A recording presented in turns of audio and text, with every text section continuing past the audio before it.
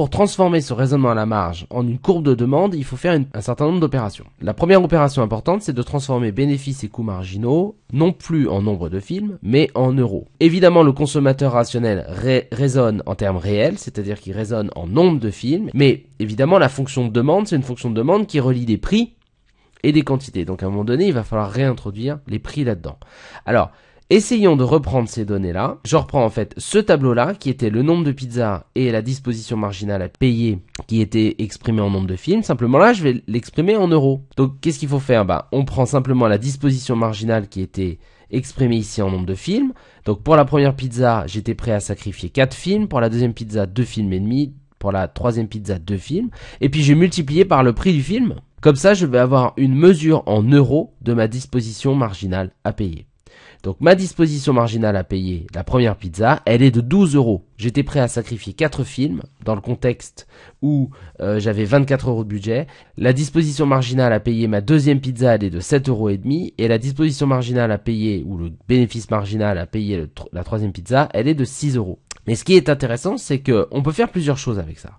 La première chose, c'est qu'on peut calculer ce qu'on appelle le surplus du consommateur.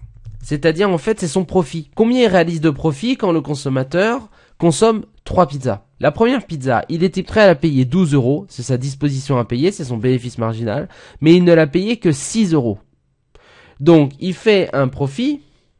Il économise d'une certaine manière 6 euros pour la première pizza. Sur sa deuxième pizza, il était prêt à la payer 7 euros et demi. Il ne l'a payé que 6 euros. Il économise virtuellement 1 euro et demi. Et puis sur la troisième pizza, il était prêt à la payer 6 euros, il la paye 6 euros, il fait aucun profit sur cette pizza-là, mais son surplus total, c'est-à-dire son profit total si vous préférez, il est maximisé, et là donc dans cette situation-là, eh bien son surplus total est de 7 euros et demi. Bien, maintenant reprenons le graphique qu'on a fait tout à l'heure, où on avait le bénéfice et le coût marginal en nombre de films. Essayons maintenant de faire ce graphique, sauf qu'au lieu d'avoir le bénéfice et le coût marginal en films, on a le bénéfice et le coût marginal en euros, c'est-à-dire en utilisant ce tableau qu'on a transformé. Voilà le résultat. Ici, on a donc 12 euros de disposition à payer pour la première pizza. On a 7 euros et demi de disposition à payer pour la deuxième pizza et 6 euros de disposition marginale à payer pour la troisième pizza, et ça rend compte le coût marginal. Elle est très intéressante cette courbe, parce qu'en fait ici, on a des prix, et ici on a des quantités, choisies par l'individu quand le prix du bien se fixe à un certain niveau. Qu'est-ce que c'est que cette courbe-là, de bénéfice marginal exprimé en euros? C'est tout simplement la courbe de demande. Quand le prix du bien est de 6 euros, cette courbe de bénéfice marginal nous renvoie le chiffre 3. C'est-à-dire, le bénéfice de la troisième pizza est exactement égal à 6 euros. Je suis rationnel, j'égalise bénéfice marginal et coût marginal pour avoir les quantités que je choisis. Et donc, cette courbe me renvoie le chiffre 3 quand on a un prix de 6 euros. C'est bien ici la quantité demandée de pizza quand le prix est de 6 euros. Si le prix augmentait, qu'est-ce qui se passerait si le prix passait à 7,50 €? Eh bien, le coût marginal de la pizza augmente, c'est-à-dire que si le prix augmente à 7,5 €, eh bien, je ne sacrifie plus 2 VOD quand je consomme une pizza, je suis obligé d'en sacrifier plus que 2 VOD. Il faut, pour que le bénéfice marginal soit égal au coût marginal, il faut donc que les quantités choisies de pizza correspondent à un bénéfice marginal plus élevé. Et comme je me lasse au fur et à mesure que je consomme, un bénéfice marginal plus élevé implique des quantités consommées de pizza moindres.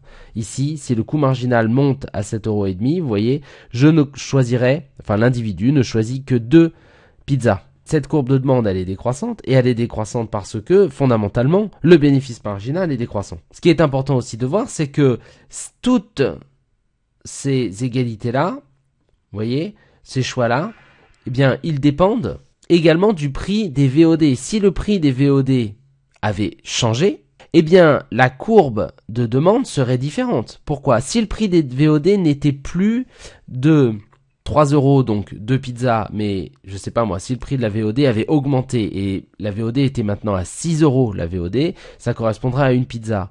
Eh bien, vous voyez que le bénéfice marginal exprimé en euros changerait parce que on n'aurait plus 3 € par VOD, ce serait 6 €. Donc le bénéfice marginal de l'individu serait différent. Il serait peut-être plus élevé. Alors vous allez voir dans les vidéos précédentes, les motifs de déplacement de la fonction de demande, mais il faut bien noter que ces calculs-là, c'est-à-dire l'expression du bénéfice et du coût marginal en euros sur cet axe-là, eh bien ça dépend de quoi? Ça dépend à la fois des coûts et de la disposition marginale à payer de l'individu, mais ça dépend également de l'ensemble des possibles. Si on revient à l'origine, de l'ensemble des possibles, c'est-à-dire du fait que il y a un certain budget, et que si ce budget change, eh bien cette courbe-là va changer dans l'espace, parce que le bénéfice marginal et la disposition à payer va changer, parce que l'ensemble des possibles change. Si jamais le prix de la pizza ou le prix de la VOD change, eh bien ici, l'expression du bénéfice et du coût marginal en euros va changer. Et ici, la ligne qui représentera le prix des biens changera également.